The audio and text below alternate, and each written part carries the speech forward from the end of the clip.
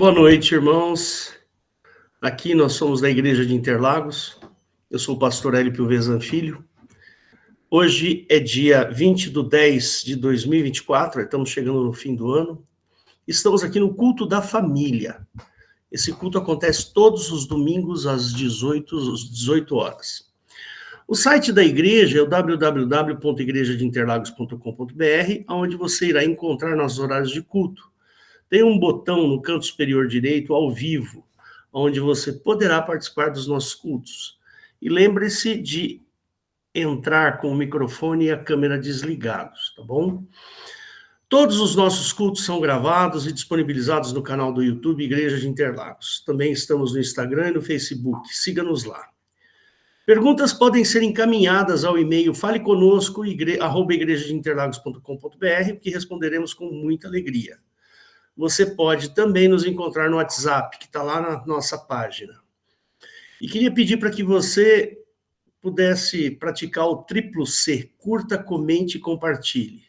Com essa atitude, o YouTube vai dar alguma relevância para os nossos cultos. Então, você, irmãozinho, que está assistindo o nosso culto, não esquece, vai lá e diz: oi, tudo bem? Pronto, já é o suficiente para o YouTube reconhecer e fazer recomendações dos nossos cultos, tá bom?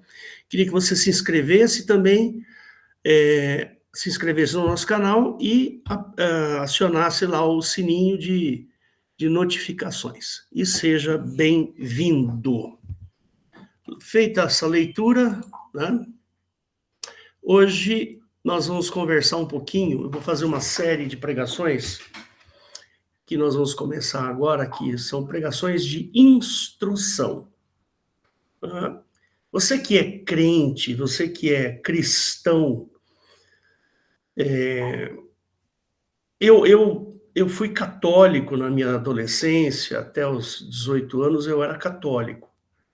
Hoje eu tenho 62 anos, né? Vou fazer 62, e desde os 18 anos eu me converti ao Senhor Jesus e estou no cristianismo desde então.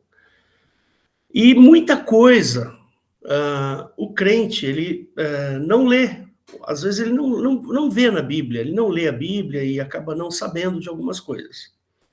Então, eu vou trazer aqui uma série de pregações de instrução. Eu quero instruir você a entender sobre o sacrifício de Cristo. Por que que Jesus teve que ser sacrificado? Eu tenho certeza que muitos aqui já sabem, já conhecem esse assunto, mas eu vou repetir. E se você tiver dúvida, você pode, inclusive, me perguntar. Queria até pedir para os pastores aí, o Weber, o Valdo, e pedir para a irmã Eliette, se quiser me interromper nessa pregação, pode me interromper para fazer adições, que eu tenho certeza que vocês farão adições muito interessantes, tá? Não tem problema nenhum, só levantar a mão, eu paro e você fala, e nós vamos ficar aqui algumas semanas falando sobre esse assunto. Então, fique à vontade, viu, Eliette, Valdo e Weber, para fazer adições aí que forem necessárias, e eu tenho certeza que vocês farão adições importantes. Muito bem. O tema dessa minha palavra é a revisão da lei mosaica. Então, nós vamos fazer uma pequena revisão da lei mosaica para poder entender o sacrifício de Cristo. Então, essa é a primeira parte sobre essa revisão que a gente vai fazer. Bom, para quem não sabe, se você chegou agora aí no YouTube, está ouvindo essa pregação e tudo, talvez você não saiba, mas Jesus foi sacrificado. Ele foi feito um sacrifício com a vida de Jesus. Um sacrifício muito importante. Tem vários textos que a gente pode falar aqui, vários textos, né? Principalmente lá em João, se você pegar João capítulo 14, Jesus vai falar assim: eu sou o caminho, a verdade e a vida, ninguém vem ao Pai senão por mim. E assim vai, tem aquele que crê em mim, né, não morrerá, passará da morte para a vida. E Jesus faz um monte de promessas assim. E aí, num determinado instante ali da sua vida, Jesus é pregado na cruz, né? E é uma simbologia muito forte aí. Não estou dizendo que é simbólico, estou dizendo que há uma simbologia muito importante aí. O Senhor Jesus, de fato, morreu na cruz. Isso não é uma religião, é um fato histórico. Isso está anotado na história, nos anais da história. São vários historiadores, arqueólogos, que atestam, né, a morte de Jesus na cruz e a ressurreição de Jesus. Então, não é aqui uma suposição. O primeiro ponto que você tem que entender, meu querido irmão, que Jesus, ele não é uma historiazinha que se conta para a criança, não. O evento Jesus Cristo na cruz é um evento que ocorreu de fato, né? Não é uma história inventada. E com relação à idoneidade deste fato, nós temos historiadores, por exemplo, aquele historiador, Valdo, o Flávio Joséfo, ele é um historiador. Se quiser falar alguma coisa sobre ele, o Valdo, você manja um pouco do Flávio Joséfo, né? O Flávio Joséfo, ele viveu, eu não tenho certeza, mas século IV, 3 ou 4 depois de Cristo, e ele atesta realmente a existência de Jesus que morreu na cruz. Ele era um historiador, ele não era um religioso, embora fosse judeu, mas ele era um historiador. E vários outros, né, historiadores atestam o evento. É tão importante esse evento, esse fato, que nós, por favor, pode falar, Val. Eu quero mesmo que você adicione aí.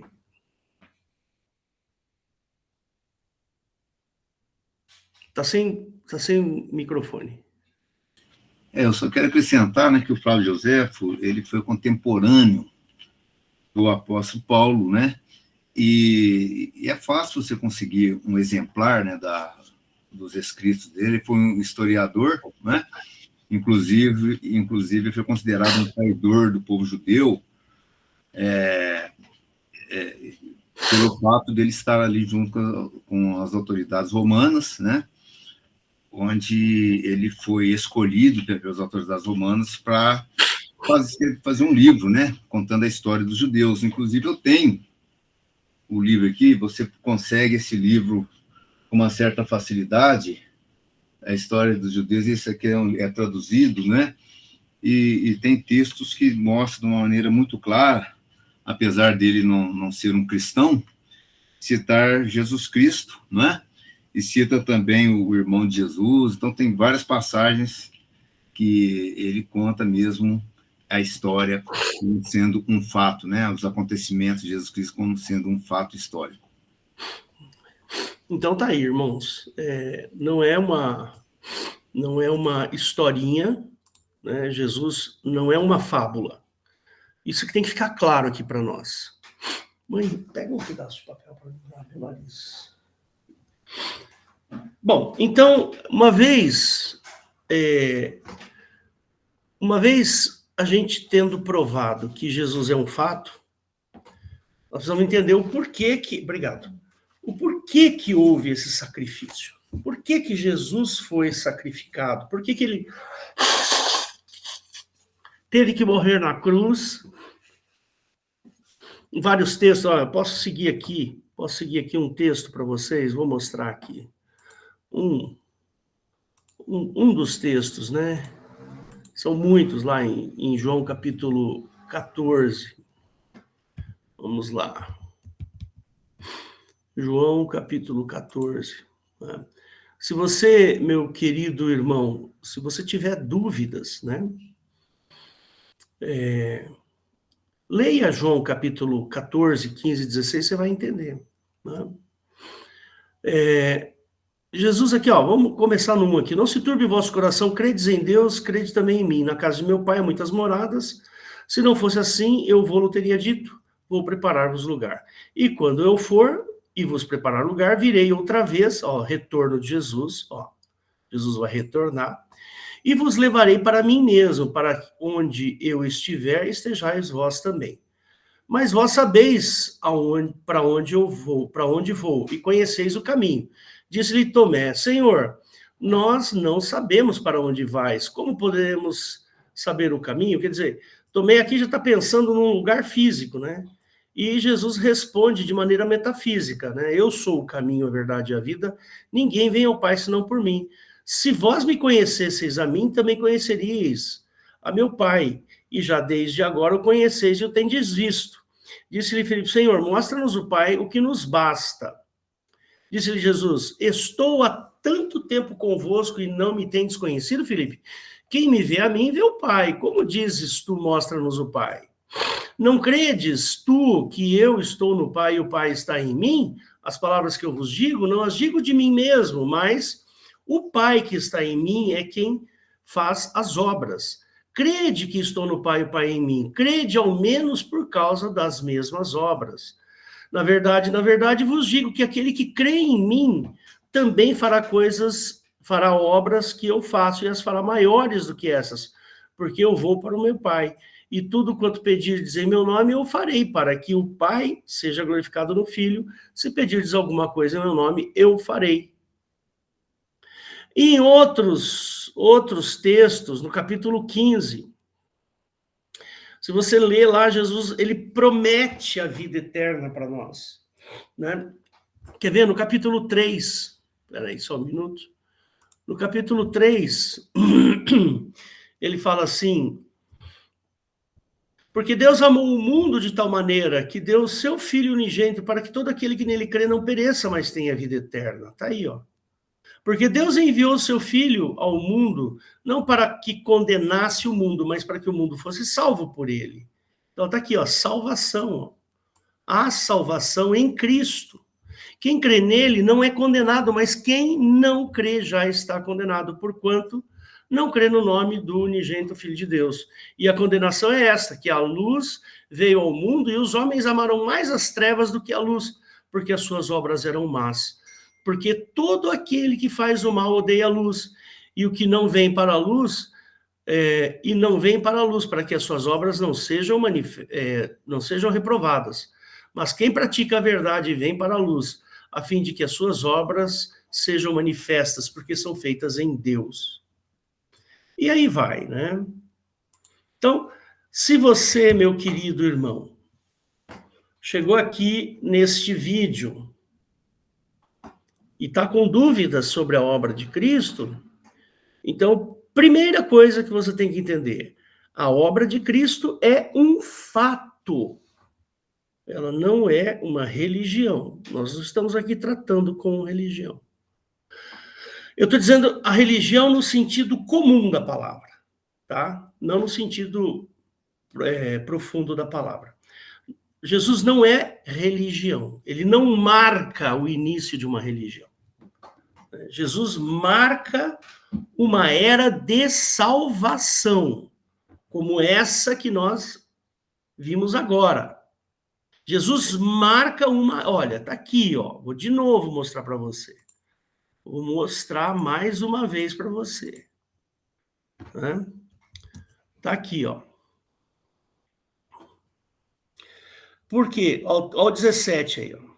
Não, pode ser o 16. Porque Deus amou o mundo de tal maneira que deu o seu Filho unigênito para que todo aquele que nele crê não pereça, mas tenha vida eterna. Porque Deus enviou o seu Filho ao mundo não para que condenasse o mundo, mas para que o mundo fosse salvo por ele. Então, olha só, esse versículo é tão pequeno, essa frase é tão pequena, tão simples e tão importante para a humanidade. Então, meu querido, a obra de Cristo marca uma era de salvação. Então, a todo aquele que nele crê não pereça, ou seja, não seja condenado. Ó, quem crê nele não é condenado. Ó. Jesus marca uma era de salvação. Mas quem não crê já está condenado, porque não crê no nome do unigênito Filho de Deus. Então, queridos, você que está aí assistindo essa pregação, talvez pelo YouTube, precisa ficar claro de uma vez por todas que Jesus Cristo, ele marca uma era de salvação e não de religião. É salvação através do exercício da fé. Então, toma cuidado, você que está conhecendo o cristianismo agora, toma cuidado para você não ter uma visão distorcida da obra de Cristo. O Senhor Jesus, quando ele vai para aquela cruz, ele vai com um objetivo, o objetivo de revisar uma lei que condenava o homem à morte. Por isso que eu dei o nome dessa palavra, revisão da lei mosaica, parte 1. Jesus faz uma revisão, ele fala assim, olha, através de mim é que você chega ao Pai. Os que vieram antes eram ladrões e salteadores. É através da minha obra, da fé em mim. Vamos lá, de novo. Estou falando aqui o básico do cristianismo. Vamos voltar aqui para João. João capítulo 1. Né? Ele fala assim, olha só. É maravilhoso João capítulo 1. No princípio era o verbo estava com Deus e o verbo era Deus. Ele estava no princípio com Deus. Todas as coisas foram feitas por ele, e sem ele, nada do que foi feito se fez. Nele havia vida, nele estava a vida, e a vida era a luz dos homens, e a luz resplandece nas trevas, e as trevas não a compreenderam. Houve um homem enviado de Deus, cujo nome era João, e este veio para testemunho, para que testificasse da luz, para que todos crescem nele. Olha aqui, a marca de Jesus é uma era de salvação. Olha só interessante aqui. Este veio para testemunho, para que testificasse da luz. Quem é a luz? É Jesus. Para que todos crescem nele. Não era ele a luz, mas para que testificasse da luz. Ali estava a luz verdadeira, que ilumina a todo homem que vem ao mundo. Estava no mundo e o mundo foi feito por ele e o mundo não o conheceu. Veio para o que era seu e os seus não o receberam. Mas todos quanto o receberam, deu-lhes o poder de serem feitos filhos de Deus aos que creem no seu nome, os quais não nasceram do sangue, nem da vontade da carne, nem da vontade do homem, mas de Deus. E o verbo se fez carne e habitou entre nós, e vimos a sua glória, como a glória do unigênito do Pai, cheio de graça e verdade.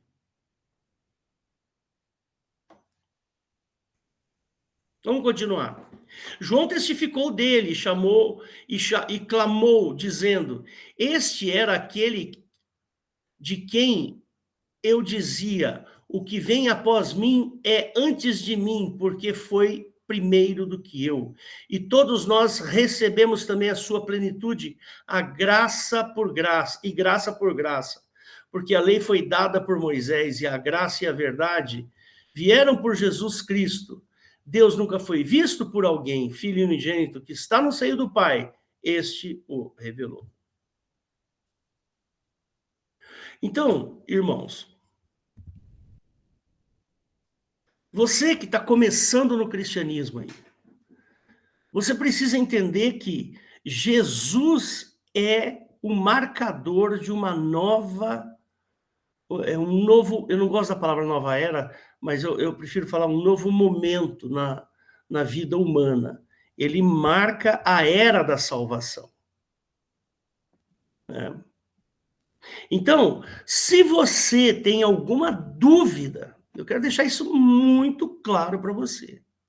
A obra de Cristo não é uma obra religiosa. Ela não é uma... Não, você não ganha uma religião quando crê em Cristo. Muita gente faz essa confusão. Ah, eu vou crer em Cristo, então eu vou ganhar uma nova religião. Não, você não vai ganhar uma nova religião. Você vai ganhar a salvação. A condenação que estava prevista para você, ela deixa de existir, né? Ela deixa de existir. Né? Tem um versículo, deixa eu só achar ele aqui primeiro. Eu já volto aqui com você. Espera só um minutinho. Eu acho que é Efésios. Só um minutinho. Ah, peraí. Aqui meu computador está meio lento.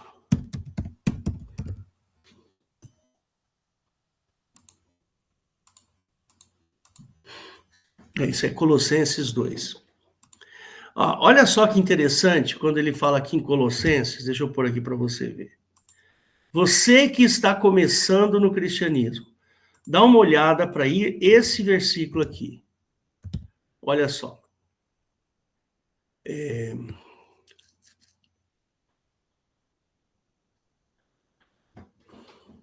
Depois você lê o texto todo, né? E quando vós estáveis mortos nos pecados e na incircuncisão da vossa carne, se você não entender isso aqui, não tem problema. Não tem problema, tá? O que importa é o próximo versículo. Ele está dizendo assim, ó, você estava morto em pecado. E aí, Jesus vivificou juntamente com ele, perdoando-vos todas as ofensas, havendo riscado a cédula que era contra nós nas suas ordenanças, a qual de alguma maneira nos era contrária, e atirou do meio de nós, cravando-a na cruz. E despojando os principados e potestades, os expôs publicamente, e deles triunfou em si mesmo. Então, olha só que obra tremenda, olha só que obra maravilhosa de Jesus. Jesus, ele vivifica, ou seja, ele dá vida, e ele pega uma acusação. Ele está dizendo aqui no 14, olha, havendo Cristo pegado, pego ou pegado, não sei, a sua acusação, ou seja, uma cédula, essa cédula aqui, ele está dizendo que foi como se fosse um papel condenatório, como esse aqui. Está escrito lá, expedido pelo juiz. Está expedido lá, o Hélio deve morrer, porque ele cometeu pecados. Aí Jesus pega essa cédula, onde está escrito lá que o Hélio tem que morrer por causa dos pecados. Ele pega essa cédula, que é contra nós, que de alguma coisa, e tirou do meio de nós, e pegou essa cédula e colocou na cruz. Essa é a obra de Cristo. Ele arranca a sua condenação. Lembra lá que eu tinha falado lá em João? De novo, vamos lá em João 3. João 3, ele fala lá. Ele fala assim, ó. Ele fala assim, ó. Porque Deus amou o mundo de tal maneira que deu seu Filho unigênito para que todo aquele que nele crê não pereça, mas tenha vida eterna. Ó, se você crê em Cristo, você não perece. Perece é morte, perecer é morte. Porque Deus enviou seu Filho ao mundo não para que condenasse o mundo, mas para que o mundo fosse salvo por ele. Quem crê nele não é condenado. Por quê? Porque ele pega a cédula de condenação, o documento expedido pelo juiz, para que você seja condenado à morte, e crava na cruz.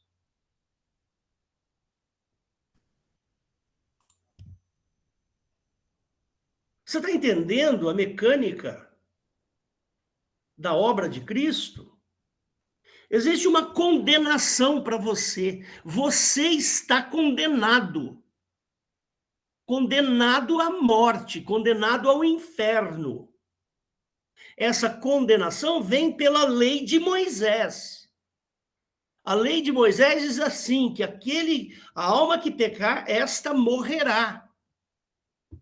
Ora, se você cometer pecado, você vai morrer. Essa é a lei de Moisés. Por isso que eu dei o título de revisão. Então, você, meu irmão, ao crer em Cristo, você passa da morte para a vida eterna. Esta é a sacada da obra de Cristo. Então, Jesus, ele arranca a condenação que está posta sobre você. Ele retira essa condenação. E a obra da cruz faz exatamente isso. No próximo domingo eu vou explicar mais detalhadamente sobre isso. Então fica aqui a minha primeira pregação sobre esse assunto. Então veja só, você que começou a obra de Cristo, você que está começando a obra com Cristo, saiba que esta obra na cruz, ela tem a importância da vida eterna, que é um valor extremamente grande. A Bíblia fala que nós fomos feitos herdeiros e co-herdeiros com Cristo. Cristo é o Filho unigênito, o único Filho de Deus. Só que quando ele morre na cruz, ele vai lá e dá a sua unigeniticidade para nós. Aí ele fala assim, não, eu quero que o Hélio também seja filho do meu pai. Eu quero que o Valdo também seja filho do meu pai. Aí ele deixa de ser unigênito e passa a ser primogênito, ou seja, o primeiro da salvação. Essa é a grandeza da obra de Cristo. A obra de Cristo, ela é grande, e no próximo domingo eu vou explicar mais sobre isso, porque a lei de Moisés era uma lei que era inimiga das nossas almas, era uma lei condenatória. A lei de Moisés é uma lei que traz morte. E você vai ver ao longo dessas minhas pregações, você vai ver o seguinte, que quando Jesus vai na cruz, é importante você saber o seguinte, que Jesus, ele é condenado à morte sem ter cometido pecado. Essa é a questão toda. Jesus não cometeu pecado, nenhum. A Bíblia diz que quem peca morre. A alma que pecar, esta morrerá. Então, a morte de Cristo foi uma morte injusta. Ela foi injusta porque Jesus não pecou. Quando Jesus morre na cruz, ele, por morrer, ele deveria, por morrer, não por mérito, mas por morrer, ele deveria ir para o inferno. Mas Jesus, ele é vomitado do inferno. Ele não tem a passagem para entrar no inferno. Qual é a passagem para a entrada no inferno? O pecado. Como Jesus não tem o ingresso, ele é devolvido à vida. Ele ressuscita. Ora, se uma lei espiritual determina uma condenação daquele que peca, uma vez que Jesus não pecou, ele não poderia ter ido para o inferno. Mas ele morreu. Ora, esta lei, ela é fraca. Ela é inútil. Deu para entender? Você deveria ir para o inferno, mas você crê em Cristo. A obra de Cristo vale para você. Quando Jesus morre, quando ele sobe na cruz, ele poderia, antes dele morrer na cruz, ele poderia ter dito, né? Ele poderia, não pequei, como é que vocês estão me condenando e tal? Não, ele falou assim, não, eu dou a minha vida e eu torno a tomá-la. Quando Jesus vai para a cruz, ele vai de maneira consciente, pensada, calculada. O Senhor Jesus calculou a morte dele na cruz. Por quê? Porque ele queria invalidar a lei. Ele queria desfazer, transformar a lei de condenação ao homem, transformar essa lei de inválida, fraca, inútil. Entendeu agora? Essa é a obra do Senhor Jesus. É isso que Jesus faz naquela cruz. Se você não sabia disso, fique sabendo agora. Aprenda isso. Você não está numa religião. A religião cristã não é uma religião. Nós estamos num contexto de salvação. Eu estou aqui falando da obra de um sujeito que tem a capacidade de levar você para a vida eterna.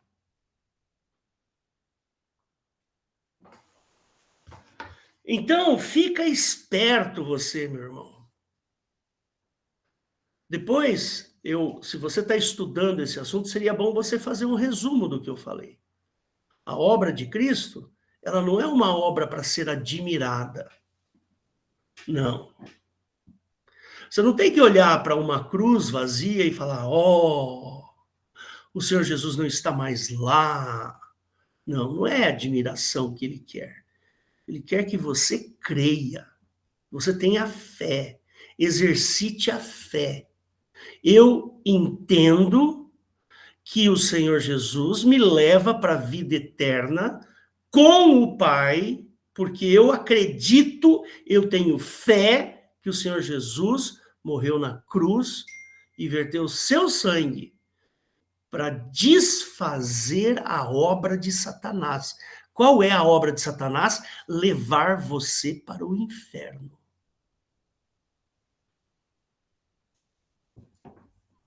Tá entendendo? Eu vou entrar em outros assuntos, mas nos próximos domingos, acho que eu vou fazer umas 3 ou 4 pregações sobre esse assunto. Eu queria que você me acompanhasse aqui.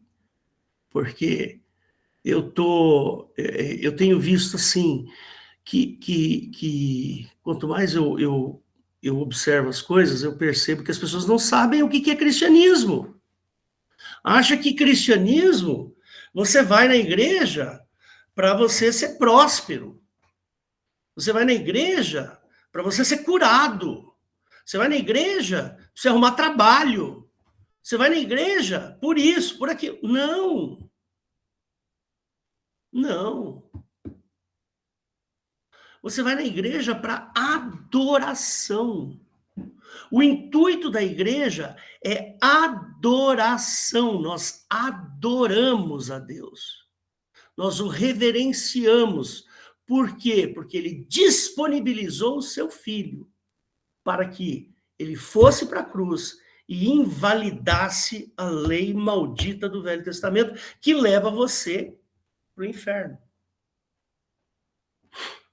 Então, não. Você não veio aqui nesse culto para simplesmente ser próspero. Orar para que você seja curado. Nós vamos orar para que você seja curado, não tenha dúvida. Isso aí ele não vai deixar de fazer. Claro que nós vamos orar. Mas põe isso na sua cabeça, que o objetivo da igreja não é esse. O objetivo da igreja é a propagação da salvação. É a propagação do amor de Cristo. Esse é o objetivo da igreja. É a propagação da obra de Cristo na cruz. O objetivo da igreja é fazer com que você reflita sobre a sua condição espiritual. Esse é o objetivo da igreja.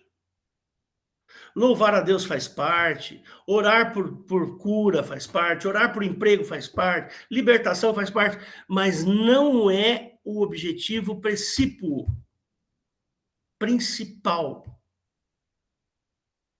O Senhor Jesus, eu estava assistindo outro dia um pregador falando, e ele falou uma coisa tão interessante, depois eu fui até discutir com meu filho. A obra de tudo aquilo que Jesus fez, todos os milagres que Jesus fez foram incompletos. Dá até um pouquinho de receio de falar assim, falar, mas foi incompleto. Por exemplo, Lázaro ressuscitou para morrer de novo. Não foi completo. O cego foi curado para depois morrer.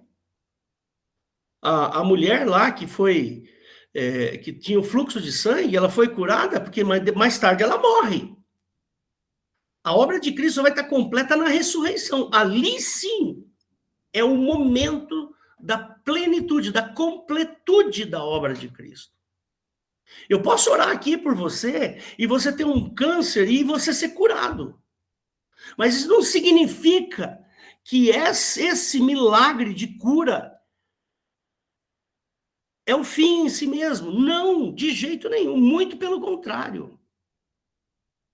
Vai chegar um momento que você vai ter uma outra doença, vai morrer fisicamente.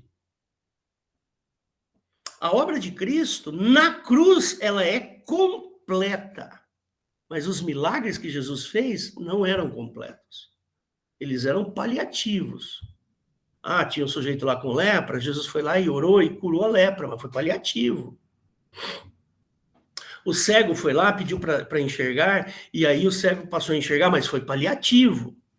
O coxo foi lá e tal, não sei o quê, ele restaurou o coxo? Sim, mas foi paliativo. Todos os milagres de Jesus. Quando Jesus foi lá e multiplicou o pão e o peixe, foi paliativo. Jesus resolveu o problema da fome naquele momento. Aí depois eles continuaram tendo fome. Percebe? Quando que vai ser completa a obra de Deus? No seu retorno. Quando Jesus voltar e todos os mortos ressuscitarem, e aí nós vamos encontrar com o Senhor nos ares para sempre, para toda a eternidade. Então, queridos, fica aqui. Essa é a primeira parte do que eu queria falar sobre a obra de Cristo. E nós vamos... Eliette. João 14:12. Na verdade, eu vos digo que aquele que crê em mim... Sumiu, peraí, deixa eu ver. Aquele que crê em mim fará as obras que eu faço, as fará maiores do que essas, porque eu vou para o meu Pai. É isso aí, Eliette. Então fica aqui para você esta mensagem de instrução. Ouça de novo essa gravação e entenda direitinho o que é a obra de Cristo, para que você não seja pego aí na ignorância, fazer perguntas bobas, né? Agora, a obra de Cristo é uma obra fabulosa, uma coisa maravilhosa, e ela é verdadeira. Põe isso na sua cabeça, tá bom? Amém. Eu vou orar por você, fecha seus olhos. Jesus querido, obrigado por essa noite, obrigado por essa palavra que eu sei, Senhor, tem o objetivo de atingir muitas pessoas. Então, Senhor, cuida daqueles que vão ouvir a tua mensagem, que seja pelo YouTube, Senhor, que o Senhor possa abençoá-los e livrá-los do mal e dar a eles a salvação que o seu Filho proporcionou para nós naquela cruz. Nós te louvamos e te agradecemos em nome de Jesus. Amém e amém. Só um segundinho para eu parar.